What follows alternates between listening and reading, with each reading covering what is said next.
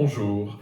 Alors, je vous invite à faire une petite expérience au niveau de la méditation. Vous savez que euh, quand on veut méditer, on se pose, on nous dit plus ou moins comment il faut s'asseoir et comment il faut respirer.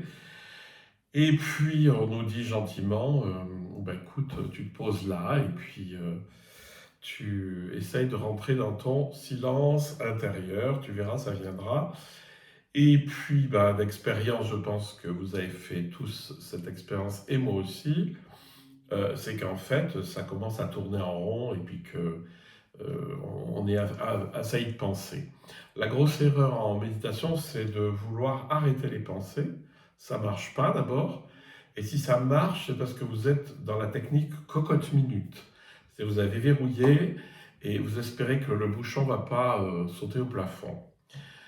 Donc, si vous ne cherchez pas à arrêter les pensées, ça ne marche pas. Donc, ce que je vous propose, c'est quelque chose d'infiniment plus simple, c'est de comprendre que la méditation, c'est pas s'enfermer dans une bulle, se séparer du monde et essayer de trouver le silence en soi, parce que dans cette bulle, il y a le mental qui va commencer à tourner, et comme l'espace est petit, eh ben vous imaginez quand vous êtes à 25 dans une petite pièce, eh ben c'est pas très agréable. Par contre, si vous ouvrez la porte et que tout le monde est dans le jardin, personne ne va se gêner. Et en fait, le grand truc de la méditation, c'est non pas d'être enfermé dans sa bulle, mais d'être totalement transparent et ouvert sur le monde. C'est-à-dire que les impulsions du monde vont vous traverser, mais vous n'allez pas vous en occuper. Et donc vous êtes dans le large. Vous entendez tout, mais vous réagissez à aucun son. Vous voyez ce qu'il y a autour de vous, mais c'est comme si l'image vous traversait. Vous sentez votre corps, mais vous accueillez tout ça comme ça, de manière très large, très vaste, et sans saisir les perceptions. Et l'expérience que je vous propose, c'est tout simplement ça.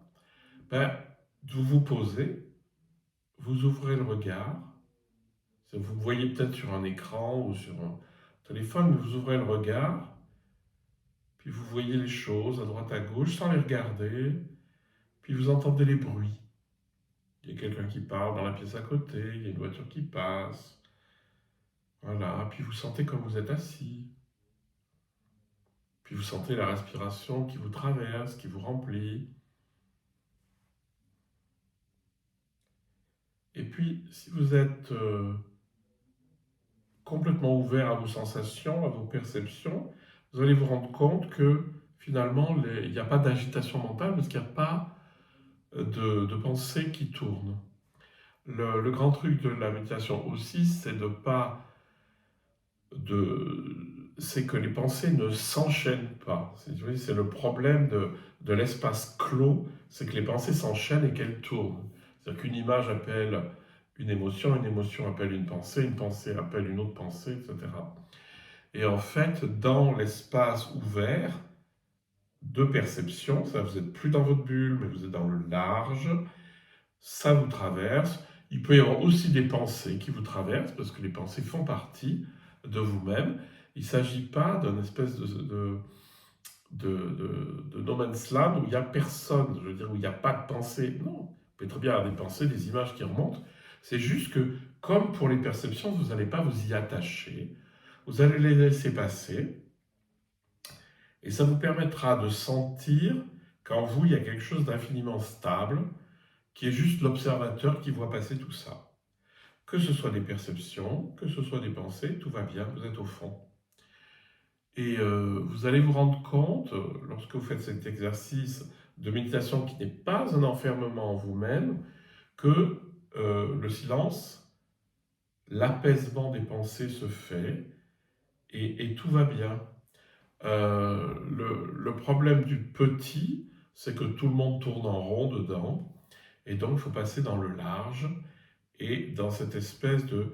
On se laisse traverser parce qu'au fond, il y a quelque chose qui regarde. Hein.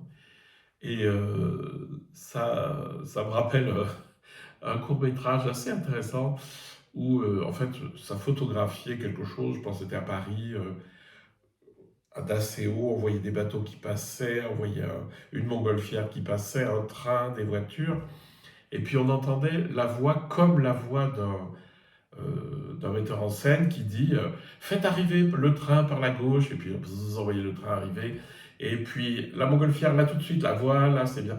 Et donc, enfin, voilà, c'était marrant, mais c'est cette idée de contempler les choses et de les voir passer. Hein.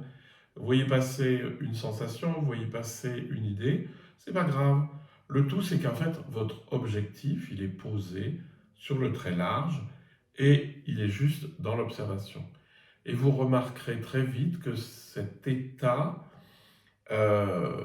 fait qu'il n'y a pas particulièrement de pensée, vous n'êtes surtout pas occupé et vous devenez très très paisible. Donc faites l'expérience et éventuellement ouvrez plutôt les yeux.